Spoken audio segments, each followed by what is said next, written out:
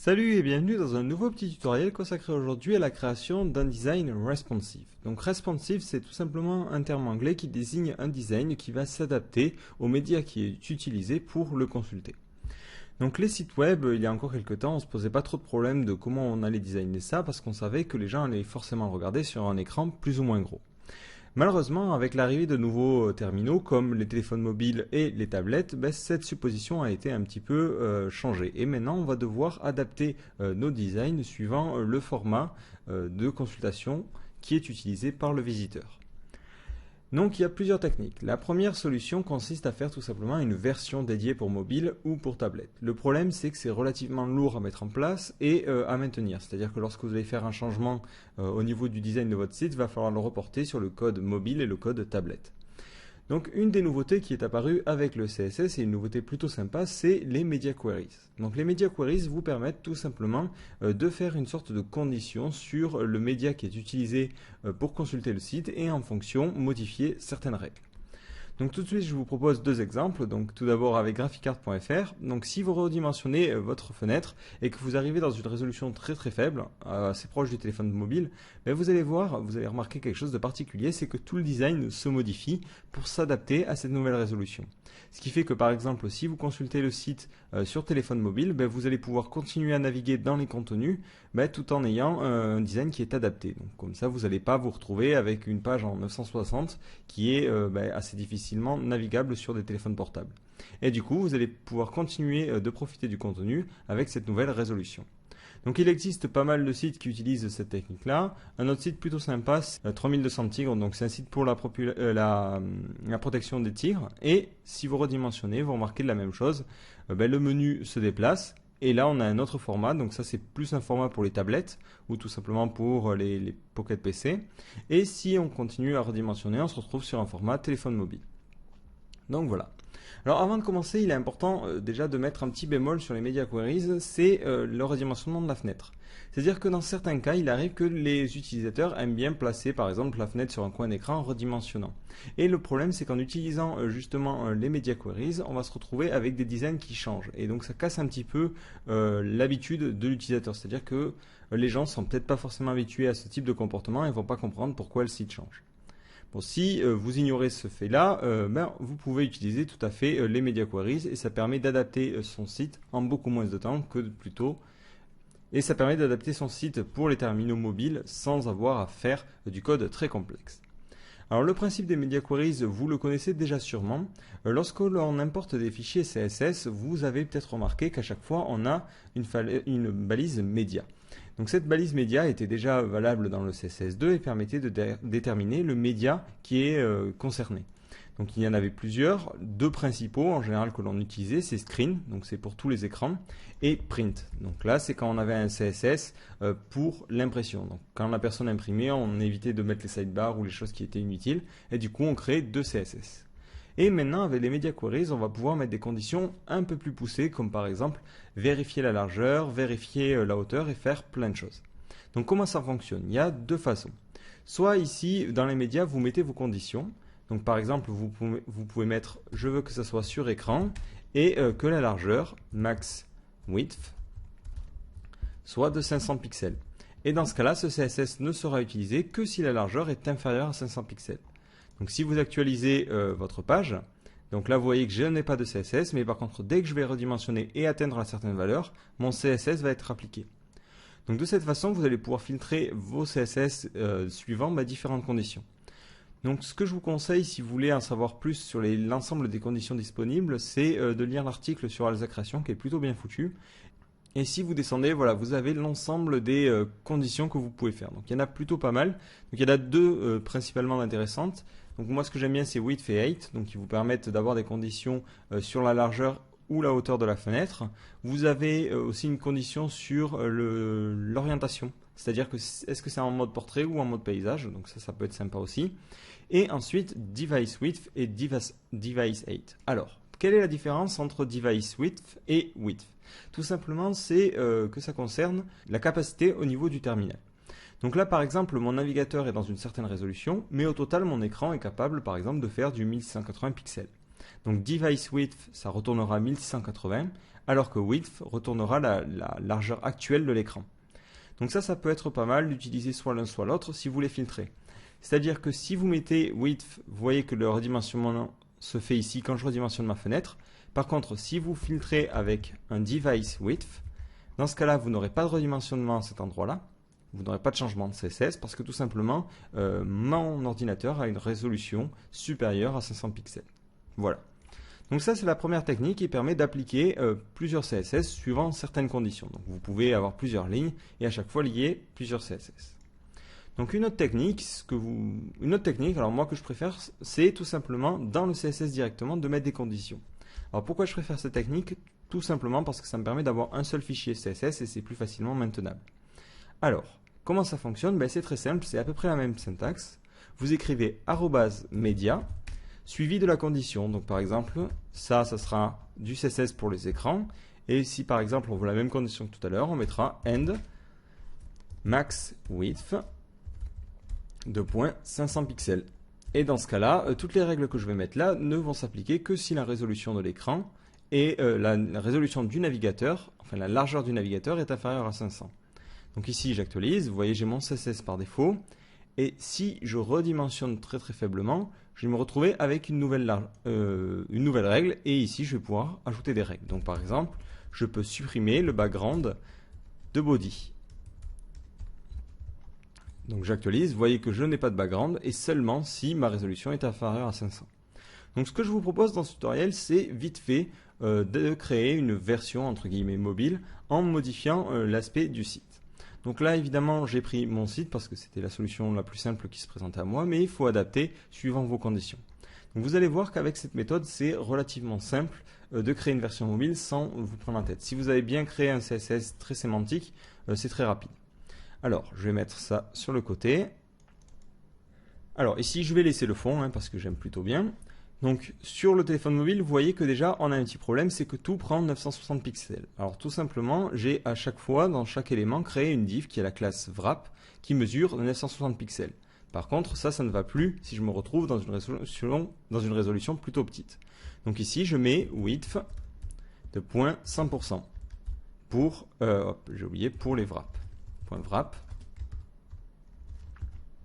Et là, vous voyez, hop, ça s'adapte. Vous voyez que le top ne s'adapte pas. Et en fait, on va faire ça sur tout le site. C'est-à-dire qu'on va regarder ce qui ne va pas dans certaines résolutions et les modifier avec cette condition-là. Donc là, on voit par exemple que le header a une hauteur fixe. Donc ici, on va dire que la hauteur est automatique. Donc on continue. Là, vous voyez que du coup, j'ai mis mon header en height auto. Donc vu que les deux éléments sont en float left, il n'a plus de hauteur et c'est un petit peu cassé. Donc là, je vais ensuite sélectionner mon logo. Donc je réinspecte les éléments. Donc j'ai un lien qui est la classe logo. Donc ici, je fais .logo et je vais lui casser le float en faisant float none. Et là, vous voyez quelque chose, c'est que ça ne modifie absolument pas les propriétés du logo. Tout simplement parce que vous voyez que la règle qui est utilisée traditionnellement, c'est .header, .logo. Et du coup, ma règle, étant plus précise que juste logo, c'est celle-là qui va s'appliquer. Et vous voyez que du coup, ça barre celle-là. Donc deux solutions, soit vous mettez point d'exclamation importante pour forcer la règle à s'appliquer, ou vous mettez tout simplement la même syntaxe. Et du coup, vu que cette règle arrive en dernière, c'est elle qui aura la priorité. Donc là, mon point wrap, je vais lui mettre un texte à ligne center. Voilà, histoire de centrer le logo. Alors par contre, je ne veux pas que ça centre tous les textes, vous voyez, du site. Du coup, ce que je vais faire, je vais mettre plutôt ce texte à ligne center seulement sur le wrap qui est dans le header. Donc point header, point wrap, texte à ligne de point center. Hop.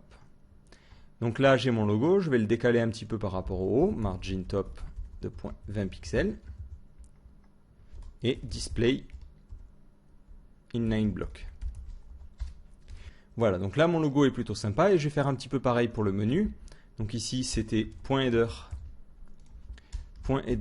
.menu et pareil je casse le float de .none. Voilà, donc j'ai mon menu qui s'affiche comme ça, alors je vais inspecter.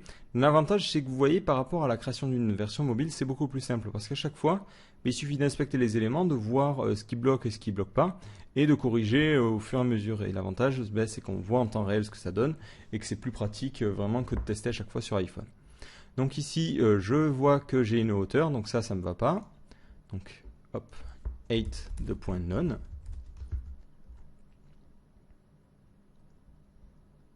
plutôt auto. Voilà, et ensuite j'ai mes ali. Alors mes ali qui sont en display inline, donc pas trop de problème, mais en float left. Et ensuite j'ai mes liens qui sont en display block. Alors là c'est plutôt les liens qui vont me poser problème, donc on va faire .header, .menu, A, display, alors hop, ul, li, A. Et là on va mettre un display de .inline-block plutôt. Donc là j'enlève le ul, voilà. Je leur enlève le float left, donc en faisant un float none. Et de la même façon, je vais aussi l'enlever sur les li. Donc .header, .menu, li, float de .none. Donc là, vous voyez que mes menus commencent à avoir un peu plus de tronche. Par contre, c'est un petit peu le bordel. Donc je vais voir ce qui va. Donc le ul, on a bien aucun float, on a bien rien. On va laisser le texte à ligne, par contre, sur du center. Donc ici, texte à ligne de .center. Voilà. Donc là, bon, j'ai un petit margin left, alors on va le supprimer aussi. Hop, menu margin 2.0.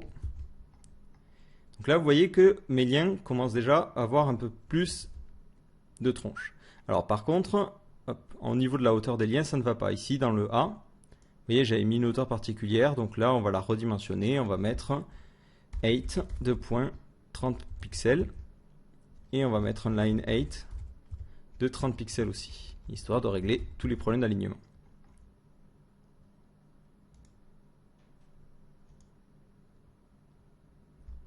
Et cette règle-là, on va l'appliquer. À la limite, on va appliquer les deux règles directement, à la fois au li et à la fois au A. Donc là, vous voyez, du coup, on a un menu un peu plus compact. Donc, limite, on pourrait agrandir la hauteur, voilà, 40, 40. Et c'est un menu qui s'adapte beaucoup mieux à ce type de résolution. Donc si vous redimensionnez la fenêtre, vous voyez, le menu passe du bon format, on redimensionne sur du téléphone mobile et on se retrouve avec un menu qui passe sur une ligne. Beaucoup plus agréable et beaucoup plus simple. Donc ensuite, j'ai une partie mon compte. Donc ce que je vais faire, je vais replacer le logo plutôt que de le mettre en float none, je vais le mettre en position absolute. Position absolute. Top 2.0 et left 2.0. Voilà, donc mon logo se positionne bien. Donc limite, je vais le décaler un petit peu par rapport à la gauche. Le menu ne se place plus bien du coup parce que vu que ça c'est en absolute, il se place tout de suite en haut. Donc je vais mettre un margin top. Donc ici on va mettre 50 pixels. Alors plutôt du padding, ça évitera les problèmes de marge. Donc ici padding-top de 50 pixels. Donc c'est un petit peu passé, on va mettre 70.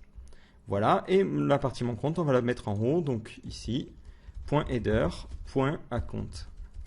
Et là, pareil, position absolute, top de 10 pixels et right de 10 pixels. Alors là, peut-être top 0 plutôt, vu qu'il y a déjà des marges dessus. Top moins 10. Le but, c'est d'éviter d'avoir à faire plein de modifications. Donc là, on fait un petit peu au feeling, j'avouerai. Voilà, donc ensuite, le point wrap, tout simplement, ici, je vais rajouter peut-être point wrap, un petit padding à l'intérieur de 10 pixels. Et ici, la width, on va plutôt mettre ça à auto. Voilà. Donc ensuite, sur le menu, je crois qu'il y avait un petit background. C'est ce que vous voyez à cet endroit-là. Alors moi, je ne le veux plus du tout. Donc je vais faire ma background known. Voilà. Et ça l'enlève. Donc là, vous voyez déjà, toute la partie header fonctionne bien. Ensuite, au niveau de cet endroit-là, le bloc recherche, on va le laisser. Ça peut passer sur des petites résolutions. Et ensuite, on arrive aux articles. Donc l'article... Les articles, les images et tout, c'est bien joli, mais ça prend trop de place, clairement. Donc ce que l'on va faire, c'est qu'on va partir sur un format plus classique de liste avec seulement le titre et les infos.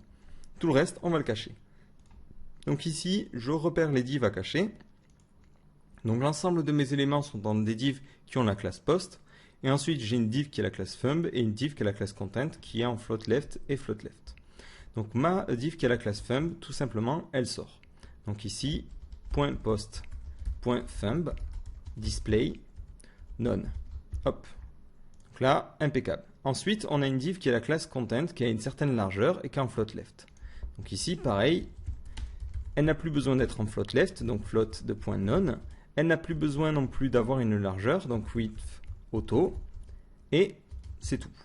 Donc là, vous voyez, ça s'adapte. Alors par contre, Alors, au niveau de mes posts, j'ai une div qui est la classe post-content qui contient l'ensemble de notre contenu. Donc ça, c'est pas utile de le mettre au niveau de la home page. Donc ici, on va faire pareil, .post.post-content, display, none.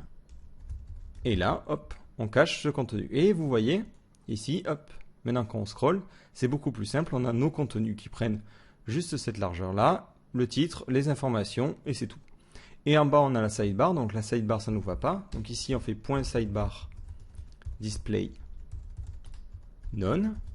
Et ensuite, on veut que le contenu prenne automatiquement la largeur. Donc ici, moi, j'avais créé une div qui avait la classe main, qui avait une certaine largeur et tout le reste.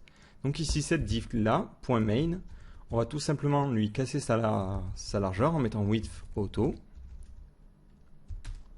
Et un float à none aussi. Voilà. Donc le but vraiment c'est de ne plus avoir de scroll bar. Vous voyez que là, mon design s'adapte bien à notre contenu. Hop.